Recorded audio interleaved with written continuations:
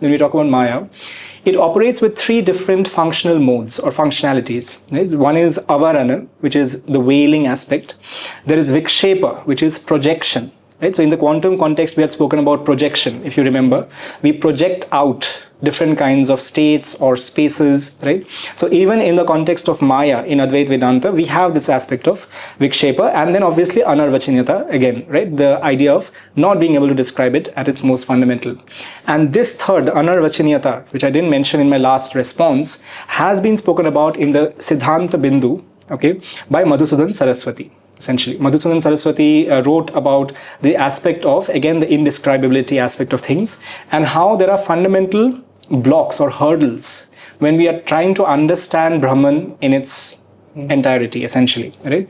When we are talking about Advaita Vedanta, the aspect of pratibimba, I think one of the discussions we had talked about pratibimba vada, which is reflection theory, right? What is reflected, essentially.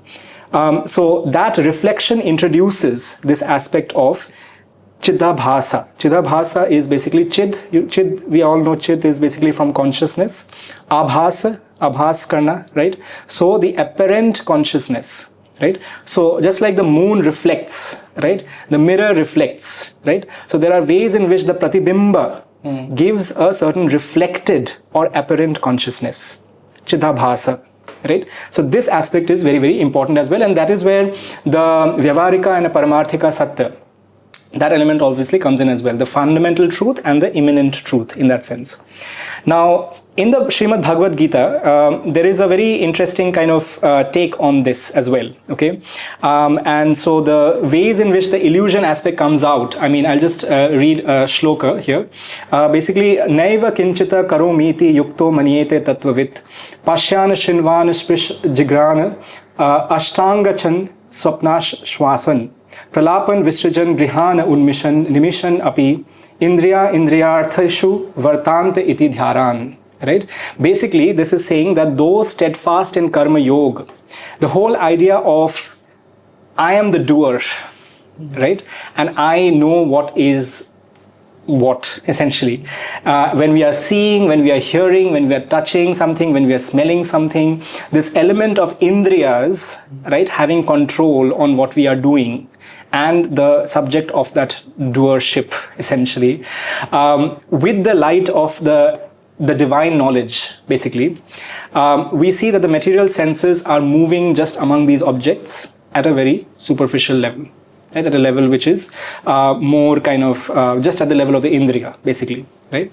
So the element of how we perceive it, how our senses perceive it, right? How we perceive it is something that is fundamental to how we see the world at its empirical side of things, right? And the Srimad Bhagavad Gita is talking about that.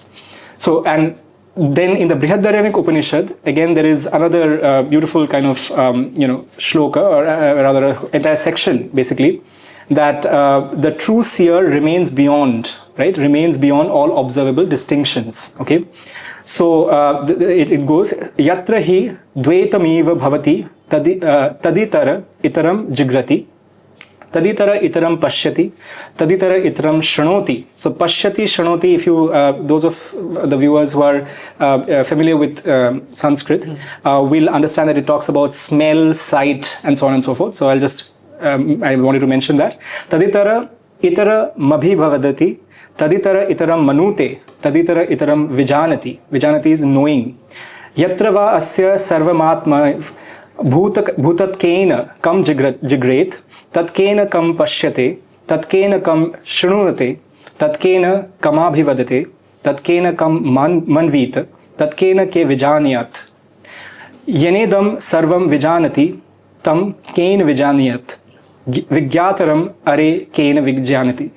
Now this aspect, because where there is duality, right, then one smells something, right? The aspect that when you are smelling something, what does it mean? That means that you have the sense of smell, you have the agency of smell and the instrument for smelling, and there is something to be smelled, right? So there is a duality here itself. Purush Prakriti. Right? You may not talk about Purush Prakriti here because that's more like spiritual and empirical, but here it's just about the distinction, right? Then when you're talking about hearing something, you are hearing it and you're hearing something. again the duality comes in, right? Then, for instance, when you're talking about smell and so on and so forth, right? So, what is it that knows all, right? And where this idea of knowledge, right? Is it basically this superficial knowledge we're talking about? Is that the knowledge all that there is? Or is there something more fundamental, right? Which is beyond this distinction aspect of things, which is beyond this contingent us versus them again, that whole perspective, right? So there is a line here which says, so this is basically Yajnavalkya, Maharshi Yajnavalkya, who's speaking about this element. And he says, through what should one know that owing to which all this is known, right? So it's a beautiful input, huh? Through what, O Maitreya, right? Maitreya was his wife, should one know the knower. Right? So, ye sab to theek hai. We have seen all these elements and this is the act of, whatever, perceiving and all that. But what is it that is actually the basis for doing this? What is the fundamental premise of it? Right? So, through what should one know that owing to which all this is known? Right? So, it's a beautiful way to kind of think about that. I would like to kind of close this bit of the response with this idea that we have often spoken of in physics, in sciences, about co-evolution, right? We are co-evolving with each other, right? I want to give another term for it, okay? I want to call it trans-evolution, okay? Not in the context of the modern context, but why am I saying trans-evolution? Yes, please. It's basically because the moment you say co-evolution, you are basically defining the systems, yourself, and what you're co-evolving with, right? But if you are understanding this interconnected aspect, if you're understanding that the sequential way of doing things, how perceptions affect each other and so on and so forth, if that itself is moot, it's not possible to define it in that way, and your system definition itself cannot be done, then what one should actually be talking about is placed within that substratum, right? How we are, yes, co-evolving, but with the active understanding that those systems are just there for the moment, right? They do not have an absolute existence in themselves. So in Buddhist philosophy, we talk about swabhava, or rather the lack of swabhava, right? We do not have an inherent existence in itself. So when you're saying co-evolution, you are giving importance to those swabhavas of the two things that are co-evolving.